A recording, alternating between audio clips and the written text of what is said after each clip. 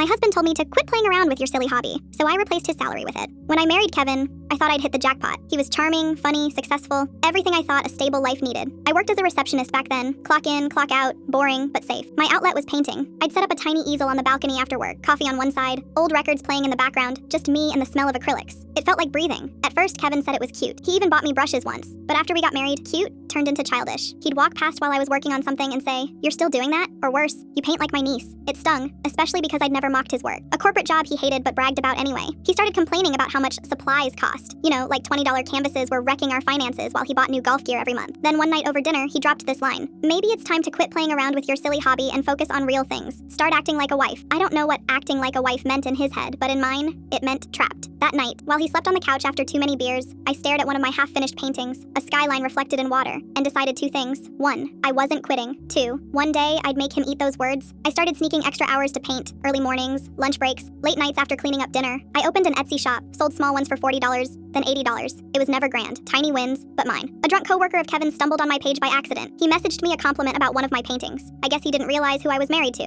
and reposted it to a design subreddit. Overnight, it exploded. Orders, commission requests, mentions. My email went insane. A local cafe asked to hang 3 pieces. Then an art blog did a spotlight article titled "The Unknown Balcony Painter." Kevin didn't even notice at first, but he started getting suspicious when I stopped asking him for money. When he'd say, "We need to budget better," I'd just quietly pay bills from my account. His ego hated that more than anything. One morning, he came downstairs holding a receipt from my print supplier. "You spent this much on paint?" he yelled. I said calmly, "That's not spending, that's reinvestment." He frowned. "In what?" I said, "My business." He laughed like it was the funniest thing he'd ever heard. "You're not a businesswoman, Sarah. You post doodles online for pocket change." That was 6 months ago. Last week, my accountant, called to confirm my quarterly earnings. $35,000, more than Kevin's take-home. That was the moment. We were sitting at dinner, him scrolling his phone. I said, "Oh, by the way, I'm paying off the mortgage this month." He laughed again, that same dismissive sound. "With your doodles?" I slid the bank transfer confirmation across the table. He stared, jaw tight, silent for the first time in ever. Now he asks questions like, "So what are you working on today?" He tries to sound supportive, but it's forced. My success shrank him, and we both know it. Sometimes he jokes, "Guess I underestimated you." And I smile and say, "Yeah,